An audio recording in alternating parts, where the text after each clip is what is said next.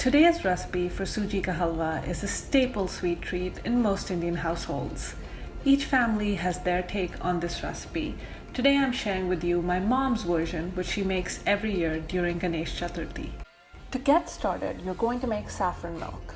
To make the saffron milk, you're going to infuse half a cup of milk with a pinch of saffron threads. Saffron is a spice that is commonly used in Middle Eastern and Indian cooking. It imparts a beautiful golden red hue to anything that it's added to and has a slightly spicy floral scent. You can easily find it in specialty food stores or in the spice aisle of a grocery store. If you can't find saffron, a great alternative is cardamom.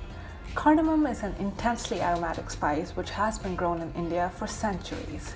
To make cardamom milk, grind 4 to 5 cardamom pods. You want to make sure that you remove the outer green husk and only grind the black cardamom seeds. Once you've ground the seeds to a fine powder, infuse half a cup of milk with cardamom powder and set it aside. Whichever one you choose, whether it's the yellow-hued saffron milk or the aromatic cardamom milk, you cannot go wrong. The next step is to make a basic sugar syrup. It's nothing fancy. You don't even need a candy thermometer or any kind of tool. All you need is a good old pan. To make the syrup, you're going to bring 1 cup of water to a boil and add half of a heaping cup of sugar to it. As the mixture heats up, it will begin to bubble and boil, and all of the sugar will dissolve in the water. Once that happens, your sugar syrup is ready. You're done. You then want to prep all the dry fruits that you're going to use in your recipe. In India, nuts like almonds and cashews are called dry fruits. I split whole cashews into 2 because it helps them roast more evenly and because that's what my mom does when she makes the halwa. And I know that in life and in the kitchen, moms are always right. Once you've prepped all your dry fruits, set them to the side because you're going to roast them in ghee in just a little bit. Now, for the final 2 steps, take out a clean pan and dry roast 1 cup of semolina flour on medium heat for about 5 minutes. This tiny step makes such a difference in the final taste of the halwa.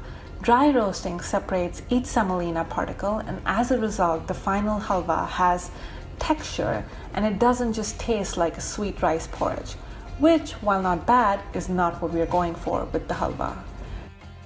You want to constantly stir the semolina because it can burn easily. Once you're done dry roasting, remove the semolina flour and set it aside. Now it's time to bring everything together. You want to take 1/3 of a cup of the ghee, and to that you want to add the cashews. Cashews take the longest to cook, which is why you want to give them a minute or 2 of a head start. Once the cashews are warmed through, add blanched almonds and a pinch of salt. The pinch of salt helps balance and round out the flavors of the halwa. Once the cashews and the almonds have started to brown, add raisins to the mix. You want to add raisins right at the end because they burn very easily. Once the dry fruits have become golden brown, add the roasted semolina flour to the pan and mix everything. Continue roasting everything for about 5 minutes and then add the saffron or the cardamom milk and mix everything thoroughly. The semolina should absorb the milk pretty quickly, and at that point add the sugar syrup and stir for another 3 to 5 minutes. And then, ho gaya, or as they say in English, you're done. I like to serve the halwa in small bowls and garnish it with toasted pistachios and some saffron powder.